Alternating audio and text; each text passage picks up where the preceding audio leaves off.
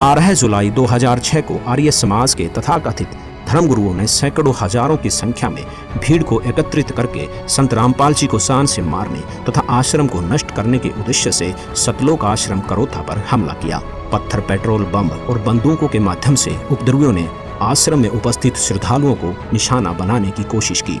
उपद्रवियों का उद्देश्य था कि संत रामपाल जी महाराज सतलोक आश्रम करोथा छोड़कर चले जाएं, अन्यथा आश्रम को ध्वस्त कर देंगे।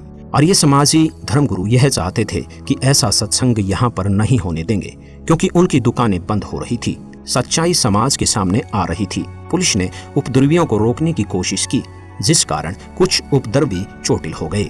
इस मुठभेड़ में उन्हीं की गोली से एक व्यक्ति की मौत हो गई, जिसका झूठा केस संत रामपाल जी महाराज पर बना दिया गया और सतलोक आश्रम करोथा को सरकार ने अपने अधीन कर लिया तथा संत रामपाल जी महाराज व कुछ अनुयायियों पर झूठा केस बनाकर उन्हें जेल में डाल दिया। मानव कल्याण और विश्व में शांति के अद्भुत भक्ति मार्ग को रोकने के लिए सच्चाई को दबा दिया गया, परंतु वो शायद ये भूल गए कि सच्चाई को कुछ दिन दबाया जा सकता है पर मिटाया नहीं जा सकता। सच तो सामने आकर ही रहता है। संत जी के जेल जाने के बाद भी ज्ञान नहीं रुका, बल्कि पहले से ज्यादा तेजी से फैलने लगा। जेल में भी बहुत से श्रद्धालुओं ने संत रामपाल जी से नाम दीक्षा ली, जिनमें कुछ पुलिस वाले भी शामिल हैं। झूठे मुकदमे और झूठे आरोप में 21 महीने जेल में रहने के बाद संत रामपाल जी महाराज ने सन 2008 में हिसार जिले के सतलोक आश्रम बरवाला में पुनः सत्संग प्रारंभ किया। अब संत रामपाल जी महाराज का संघर्ष केवल नकली धर्मगुरुओं तक ही सीमित नहीं रहा, बल्कि समाज में फैली कुरीतियां और भ्रष्टाचार के खिलाफ भी संत रामपाल जी ने मोर्चा खोल दिया। इसी दौरान संत रामपाल जी महाराज के तत्व ज्ञान का डंका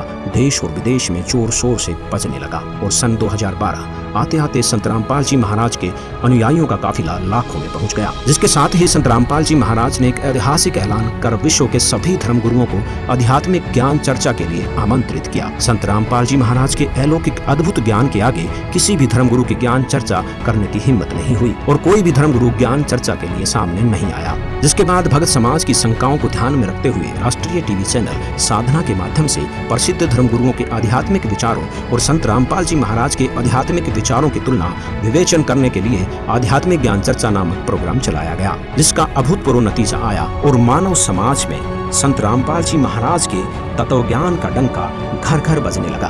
अब पूरे भारतवर्ष में ही नहीं बल्कि पूरे विश्व में माना जाने लगा कि संत रामपाल जी महाराज के आध्यात्मिक ज्ञान की कोई सानी नहीं है। घर घर जाकर ज्ञान गंगा पुस्तक पहुंचाई जाने लगी, जिसे पढ़कर लाखों की संख्या में लोग संत रामपाल जी से जुड़ने लगे।